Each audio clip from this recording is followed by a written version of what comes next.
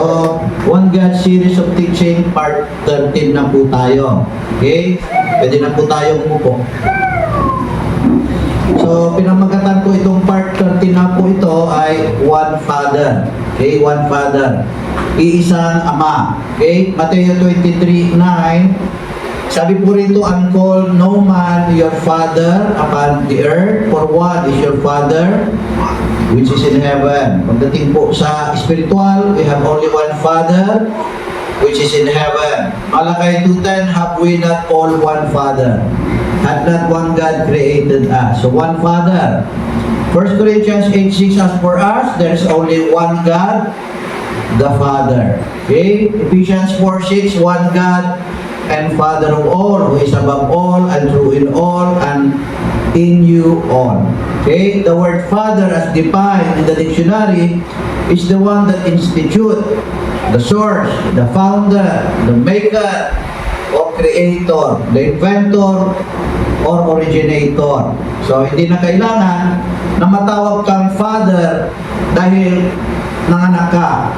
Patulad na lang, kasi Father is a title ascribed to anyone who lives to its definition. Okay? If you are an institutor, inventor, founder, pwede kang tawagin Father. Halimbawa, si Socrates, si Plato, si Aristotle, tinatawag silang fathers of philosophy. Pero hindi naman sila nanganak. Sino yung father of science? Father of science. Mga estudyante, hindi kayo nag-aaral. Si Galileo, father of science. Father of mathematics. Archimedes of Syracuse. Father of geometry, Euclid. Father of biology, si Aristotle. Oh, ito, alam niyo to, ama ng katipunan. Andres Bonifacio. Okay. Ito, alam niyo to, father of faith, si Abraham. Okay, so God is called Father, however, because He is our Creator. Okay, the source of everything that is good. He is the Father of Christians who have been adopted as His sons through our Lord Jesus Christ. So God is called the Father not because He gave birth. Okay? Kasi siya kasi yung originator, siya kasi yung creator. Sa Lord's Prayer, the Lord's Prayer begins with our Father in heaven to establish a personal and intimate relationship with God as a loving, caring, and accessible Father, teaching us to approach God with trust and security as a child of a parent. So gusto ng Diyos magkaroon tayo ng tamang relasyon sa Kanya bilang Siya na ating pong amang pong nakamala na sa langit. So may mga Bible verses dito na nagpapakilala po ng Diyos ay Ama. Okay? Deuteronomy 32:6, this is not the way to repay the Lord. Is it? You foolish and witless people. Is He not your Father who bought you, formed you, and established you? So, kailangan daw, huwag tayong maging foolish at wala daw kung utak na gawan natin ng masama. Suklian natin ang masama ginagawang kabutihan ng Ama natin na nasa langit. Psalms 28 verse 5, a father to orphans and an advocate for widows is God in His holy dwelling place. Malakay 3:17, they'll be mine, says the Lord of the heavenly armies. In the day when I prepare my treasured possession, I'll spare them, just as a father spares his own son who serves him. So, sabi ng Diyos, tayo po daw po ay ililigtas. Okay? Gagawin bibigyan po tayo ng kayamanan. Ayan, no? When I prepared my treasured possession. Diba? Okay, so tayo po ay aalagahan ng Diyos katulad ng pag-aalaga ng Ama sa kanyang anak na naglilingkod sa Kanya. Psalms 103:13, like a father pitieth his children, so the Lord pitieth them that fear Him. Okay, Hebrews 12:6-7, for the Lord disciplines the one He loves, and He punishes every son He accepts. What you endure disciplines you. God is treating you as sons. Is there a son whom his father does not discipline? So, kaya tayo dumadanas minsan ng mga bagay na hindi kaaya-aya dahil disiplina pala ng Panginoon, dahil mahal po tayo po ng Diyos. So masarap disiplinahin po ng Diyos kasi tinuturing tayong anak. If there is only one Father, why is Jesus Christ prophesied to be called everlasting Father? Okay, bakit tinatawag siya? Na iprophesy niya na everlasting Father po siya. Diba? No, you shall not call anyone on earth Father. Walang tatawagin na Ama dito sa lupa dahil we have only one Father. Pero si Jesus Christ sa Isaiah 9:6 po yung sinabi, for unto us a child is born, to us a son is given, and the government will be in his shoulder, on his shoulders. And he will be called Wonderful Counselor, Mighty God, Everlasting Father, Prince of Peace. Okay, alalahanin natin na sinasabi, sa binasa natin sa nakaraan, Mateo 23:9, na no one shall call anyone on earth Father, because we have only one Father in heaven. Pero dito tinawag na Everlasting Father ang Diyos, ang Panginoon.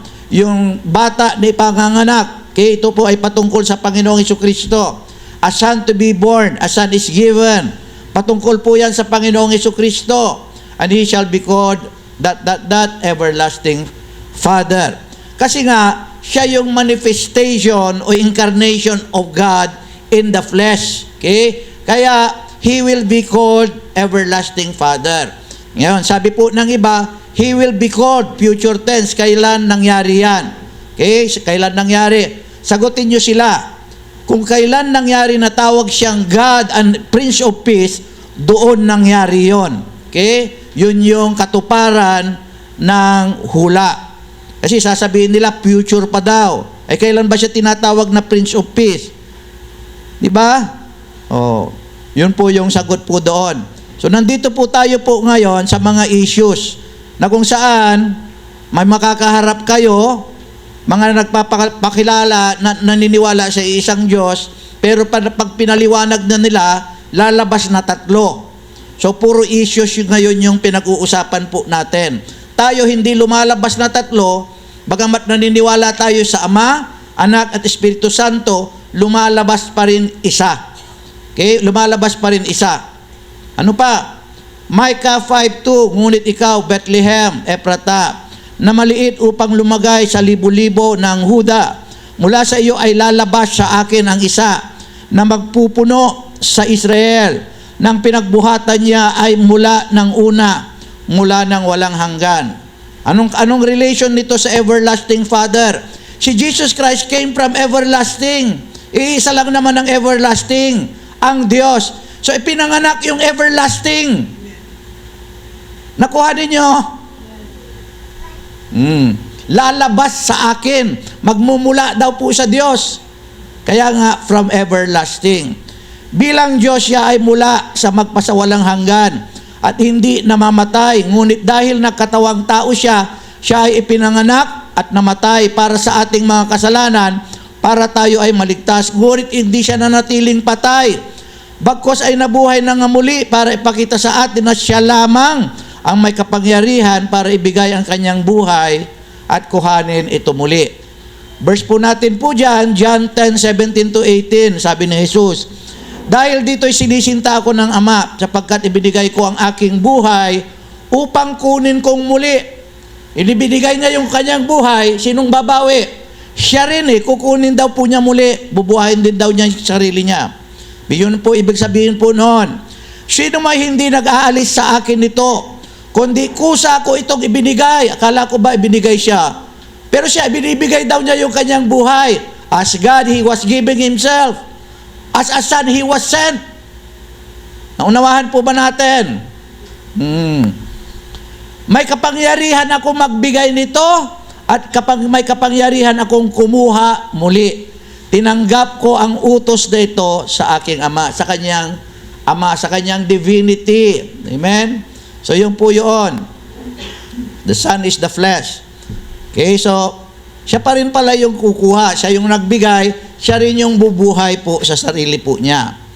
Ano ang ibig sabihin ng Panginoong Hesus? Ng Panginoong Hesus na sabihin niya sa John 10:30, ako at ang Ama ay iisa.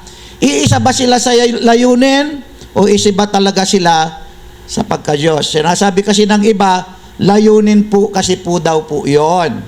Okay? Pero hindi iisa sa layunin ang tinutukoy ng Panginoong Jesucristo. Kung di iisa sa pagka-Diyos sa Ama, I and the Father are one. Ibig niyang sabihin ay nagpapakilala siya sa mga Hudyo na Diyos. Dahil nga siya ang pagkakatawang tao ng Diyos. Malinaw ang pagkaunawa ng mga Hudyo na sinabi ng Panginoong Hesus, kaya nga sila'y nagalit at dumampot ng bato upang siya'y batuhin. Basahin natin. John 10:30 hanggang 33.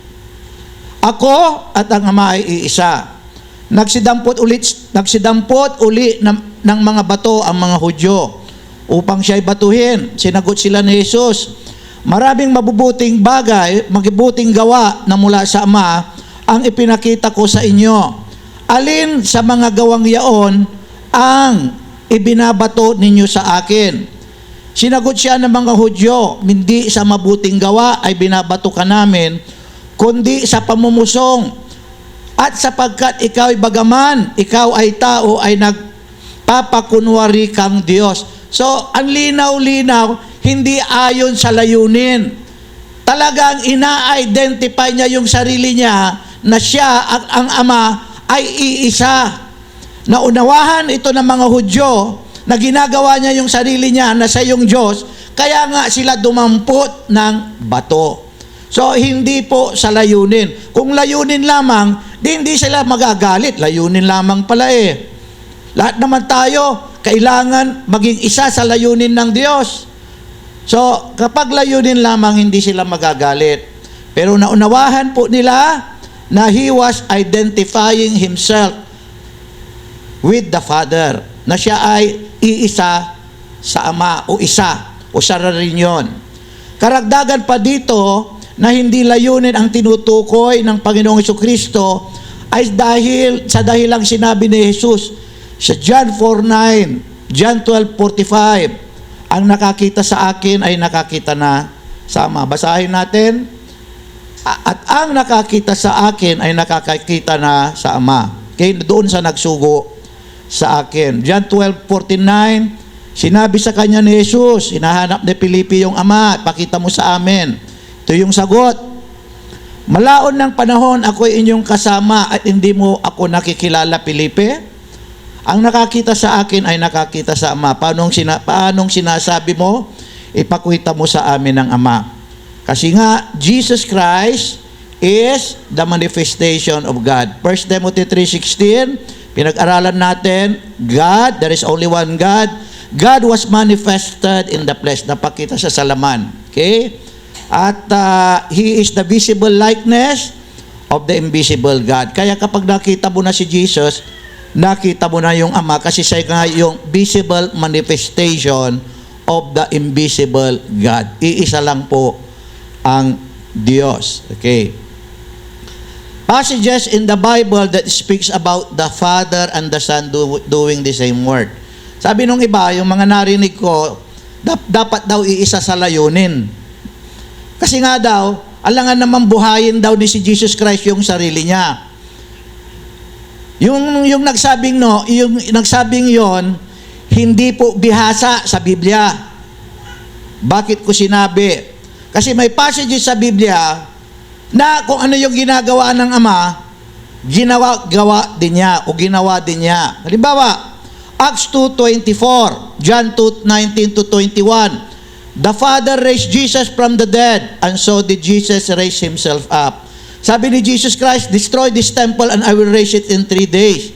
Sabi niya, I will raise it in 3 days.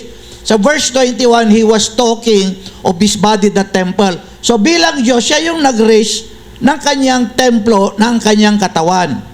Nakuha ninyo. Pero may Bible verse din na sinasabi, ang Ama ang nagbumuhay muli sa ating pong Panginoon. John 6:7, John 14:26, the Father is the sender of the Holy Spirit and so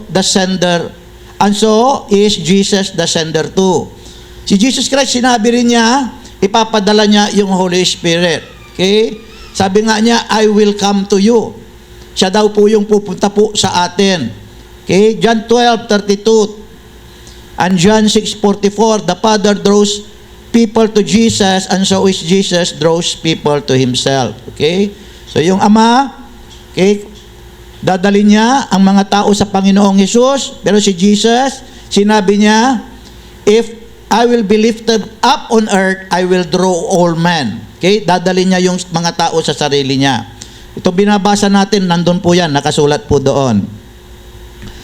John 26 verse 23, John 14:14, the Father answers our prayers in the name of Jesus Christ, and so is Jesus answers prayers as in His name. So parehas yung ginagawa po nila. Okay? Pwede kong sabihin dalawa. Yan ang problema dalawa Dalawa yung napapansin. Hindi nababanggit yung Holy Spirit. Dalawa yung napapansin. Di ba? Pero actually, sabi niya, I and the Father are one. Okay? Kasi nga, may manifestation. Baka mamaya nalilito kayo. There is only one God. Yung manifestation, hindi iba yun sa Kanya. Pero pag titignan mo, wala kang makikita kundi yung manifestation kasi hindi naman makikita ang Ama. Nakuha nyo? Kahit tignan mo, wala kang ibang makikita kundi si Jesus Christ lamang.